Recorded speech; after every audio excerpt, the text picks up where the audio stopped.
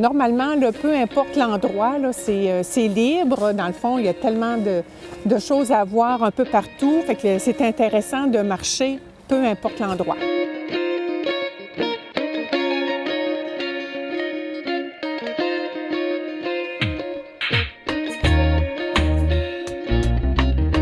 Bonjour, moi c'est Nathalie Imbeau. Je suis agente accueil téléphonique à la Caisse Vallée de la Matapédia depuis 31 ans.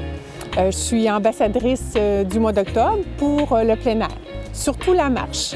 J'ai commencé à marcher pour le défi 530. Je me suis dit à un moment donné, pourquoi pas faire un petit défi 6 semaines pour voir ce que ça allait donner. Par la suite, après les 6 semaines, pourquoi pas rajouter un autre 6 semaines, puis le défi s'est allongé au fur et à mesure. Puis là, je me disais, bon, l'hiver s'en vient, je vais essayer l'hiver, voir ce que ça va donner. Puis le printemps, puis quand j'ai réussi à faire une année consécutive, pourquoi pas 2 ans? On continue. Puis ça va faire ma 6e année, là, presque ma 7e année là, au mois de mars l'année prochaine. Au début, je me disais, je vais aller marcher dehors, c'est quoi je vais faire? Parce que ça me prend un point X à aller au point...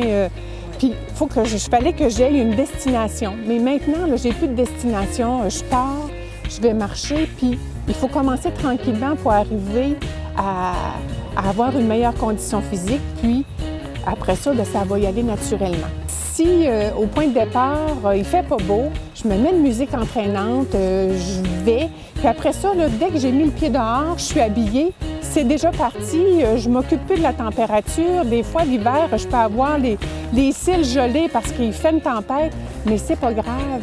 C'est super le fun. Peu importe la saison où on est, on peut trouver des avantages partout. Puis ça me fait du bien. C'est un moment que je m'étais donné initialement, un petit 30 minutes à moi. Pour moi, puis il n'y a pas personne qui veut me l'enlever, c'est juste à moi à le prendre puis dire, OK, on s'en va marcher puis c'est réglé. Je me dis, les obstacles, c'est juste moi qui va me les donner, mais je m'en trouve pas. Il faut être bien habillé, il faut avoir des bonnes chaussures, il faut avoir un parapluie, il faut tout avoir, notre équipement, puis avec ça, on est capable d'affronter n'importe quelle température. Puis le défi, doublement, c'est ma température qui me le donne parce que je vais m'ajuster avec ce que je vais voir autour. Puis là, je me dis, OK, comment il fait dehors? Puis après ça, je suis partie. Quand tu t'en vas marcher, là, ce qui t'est arrivé un petit peu avant, tu l'as complètement oublié. Tu reviens, ton énergie est revenue. Ton après-midi ou ta fin de journée va être meilleure parce que tu as tout délesté ce que tu avais peut-être de mauvaises ondes ou de mauvaises fatigue.